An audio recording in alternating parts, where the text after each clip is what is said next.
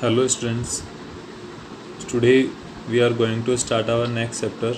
It's third chapter. Okay. In first chapter you have discussed about many uses of physics, its scope and its branches. And the second chapter we will discuss later in our classes. But now we have chapter number 3, which is motion in straight line. The name of the chapter is motion in a straight line.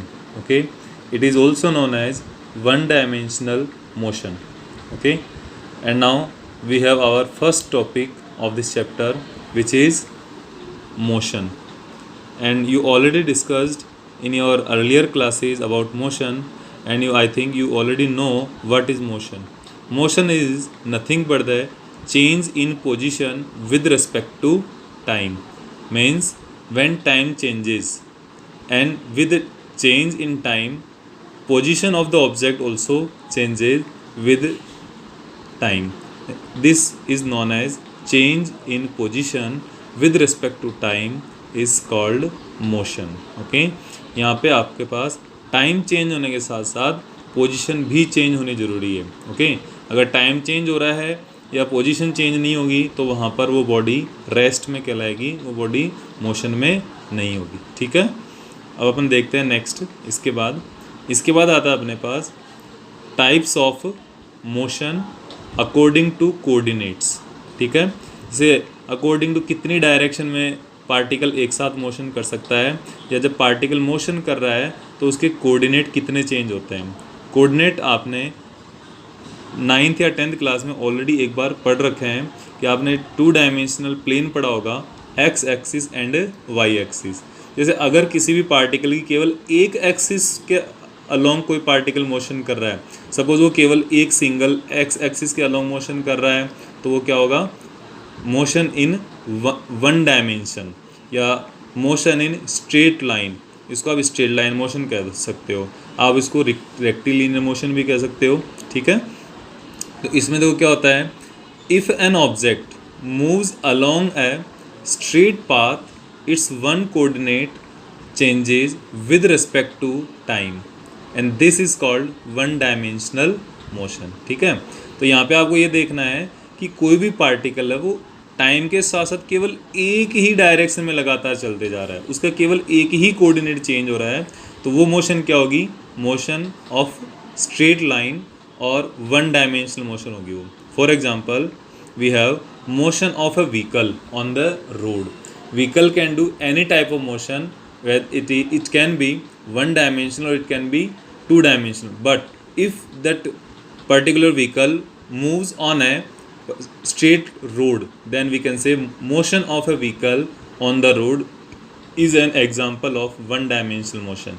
And motion of some ants on the wire, this is also a kind of one dimensional motion. And then next we have, after one dimension we have 2 dimensional motion. In this kind of motion we have 2 different axes. In this case we have x axis and y axis. When object move in any surface, on the any surface, then we can say it is 2 dimensional motion. अगर कोई object किसी surface के ऊपर motion कर रहा है तो वो क्या होगा, 2 डायमेंशनल मोशन होगी. एक फॉर एग्जांपल, अगर मैं यहाँ पर इस पेन को अगर चला रहा हूँ, मैं इससे कुछ लिख रहा हूँ इसके ऊपर, तो ये कौन सी मोशन होती है, ये 2 डायमेंशनल मोशन होती है. क्योंकि ये जो पेन का ये जो रिफिल है या जो पेन की निप है, ये आगे एक्स इसकी हाइट के अलोंग भी चेंज होती है इसकी मोशन पोजीशन, और इसके साथ साथ इसकी जो विड्थ है, विड्थ के अलोंग भी चेंज होती है. तो this is 2 dimensional motion. Okay, and now we have if 2 coordinate of the object. Okay, again I am repeating, if 2 coordinate of the object changes with respect to time, it is known as motion in plane, or it is also known as 2 dimensional motion. Okay, 2 coordinates are x and y, which already you studied in 9th और 10th class. Okay, x coordinate और y coordinate दोनों जब एक साथ change होंगे तो आप क्या कहोगे, वो 2 डायमेंशनल मोशन है. यहाँ पे x coordinate x along x axis के अलोंग होता है और y कोऑर्डिनेट y एक्सिस के अलोंग होता है, ये आप ऑलरेडी जानते हो. इसका एग्जांपल कौन सा है, motion of a farmer on the farm और motion of the chalk on the board. जो बोर्ड के ऊपर चॉक की जो मोशन है वो भी 2 डायमेंशनल होती है। एक किसान की, एक फार्मर की अपने फार्म के अंदर जो मोशन है वो भी 2 डायमेंशनल होती है। अपना जो ये मैं पेन यूज़ कर रहा हूँ इसकी इस पेजेस के ऊपर जो मोशन है ये भी क्या है, 2 डायमेंशनल मोशन है। ठीक है, अब इसके बाद देखो आप नेक्स्ट जो मोशन है वो है 3 डायमेंशनल मोशन। अब 3 डायमेंशनल मोशन क्या होगी, जब आपने ये 2 ऑलरेडी जब पढ़ ली है तो इसके बाद ये ऑटोमेटिकली आपकी समझ में आ जाती है। 3 डायमेंशनल मोशन क्या है, if 3 coordinate of an object changes with respect to time then it is known as 3 dimensional motion. Means 3 coordinate must change, x coordinate, y coordinate and z coordinate. ये इसकी length change होगी, इसकी width change होगी और साथ ही साथ इसकी height भी चेंज होगी। हाइट भी चेंज होगी तो ये तीनों मोशन यहाँ पे, तीनों जो एक्सिस है एक साथ इनके कोऑर्डिनेट चेंज होंगे, तीनों एक्सिस पर इसकी डिस्टेंस चेंज होगी, इसलिए हम आप इसको क्या बोलते हो, 3 डायमेंशनल मोशन कहते हो। ठीक है, अब इसका एग्जांपल देख लो आप। इसका एग्जांपल है मोशन ऑफ एरोप्लेन। एरोप्लेन जो है ये भी एक 3 डायमेंशनल मोशन करती है। और motion of the planet, planet की जो मोशन है वो भी 3 डायमेंशनल मोशन होती है। ठीक है, now we have our next topic. Next topic is reference frame.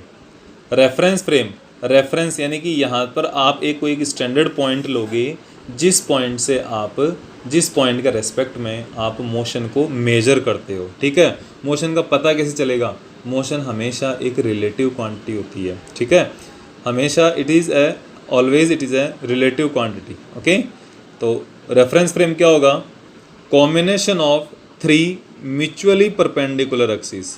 3 axis are there, x axis, y axis and z axis. X axis होगी, वाई एक्सिस होगी और जेड एक्सिस होगी। और तीनों एक्सिस क्या होगी यहाँ पे, एक दूसरे के साथ परपेंडिकुलर होगी। All 3 axis are mutually perpendicular with each other, then this combination is known as reference frame. Okay, and the position of an object can be represented in terms of coordinates.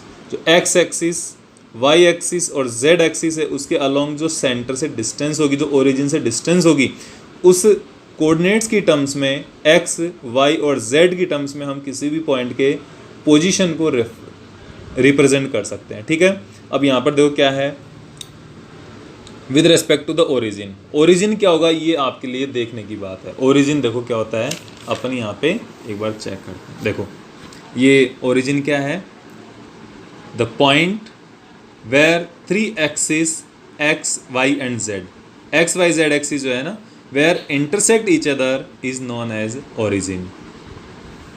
ये आपके सामने क्या है, ये x axis है, ये ऊपर Y axis जा रही है। ठीक है, और ये क्या है यहाँ पे जेड एक्सिस है। हाँ तो स्टूडेंट ये तो आपकी जेड एक्सिस है ना, ये इस डायरेक्शन में, तो ये जेड एक्सिस इस पेपर के प्लेन के अंदर नहीं है। This z axis is along the 3rd dimension और 3rd direction of x and y. जैसे कि आप इसको इस तरीके से मान सकते हो, ये इस पेज के ऊपर की तरफ आ रही है, तो ये जेड हो गया, ऊपर वाई हो गया, और ये पेन की तरफ क्या हो गया, जेड एक्सिस होगी। ठीक है, ये आपको ध्यान रखना है। अब क्या है, तो और जहाँ पर ये तीनों एक्सिस कोइंसाइड कर रही है, एक दूसरे से इंटरसेक्ट कर रही है, ये पॉइंट क्या हो गया, कोऑर्डिनेट 0, 0 एंड 0, और इसी को आप क्या बोलते हो, यही क्या अपना ओरिजिन है।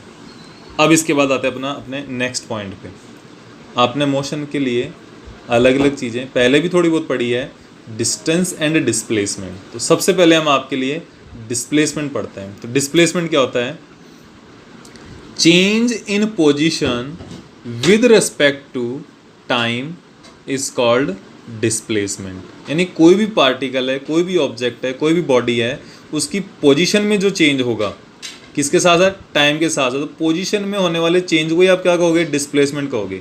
ठीक है, और in very short you can say change in position is known as displacement. Okay, final position minus initial position is known as displacement. Okay, and now it is measured by difference of final position and initial position. ये मैंने आपको अभी just बताया ही है, जो difference होगा ना final position के अंदर और इनिशियल पोजीशन के अंदर, ये जो दोनों के डिफरेंस को आप क्या कहोगे, डिस्प्लेसमेंट कहोगे। Okay, and now we have next, consider, हम एक एग्जांपल ले रहे हैं यहाँ पे कि अगर मान लो कोई पार्टिकल मोशन कर रहा है तो उसका पोजीशन को ये और उसकी डिस्प्लेसमेंट को आप कैसे रिप्रेजेंट करते हो। देखो, consider initial position of an object at time t is x।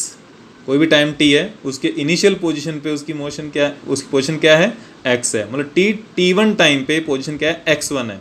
And final position at time instant t2 it is x2। ठीक है, t2 position, t2 time instant पर पोजीशन क्या है, x2 है। Then displacement equals to delta x equals to x2 minus x1। x2 minus यानी ये final position x2 minus initial position x1। तो delta x is a displacement. तो दोनों position के जो डिस्प्लेसमेंट है इसको आप क्या कह रहे हो, डिस्प्लेसमेंट। डिस्प्लेसमेंट कितना है, डेल्टा x है। अब यहाँ पर आपके सामने x को तो आपने देख रखा है, लेकिन डेल्टा कहाँ से आ गया। पहले डेल्टा के लिए आपको देखना होगा, delta stands for change in position. यानी जो डेल्टा होगा ना, डेल्टा x तो चेंज इन पोजीशन को रिप्रेजेंट कर रहा है, और डेल्टा क्या है, delta always used to represent difference of two quantities. यानी हमेशा दो क्वांटिटीज के डिफरेंस को रिप्रेजेंट करने के लिए हम उसके साथ डेल्टा लगा देते हैं। For example we have x2 final position, x1 initial position, and their difference is represented by delta x. Okay, so delta is always stands for what, change, okay, or difference. So now we have next,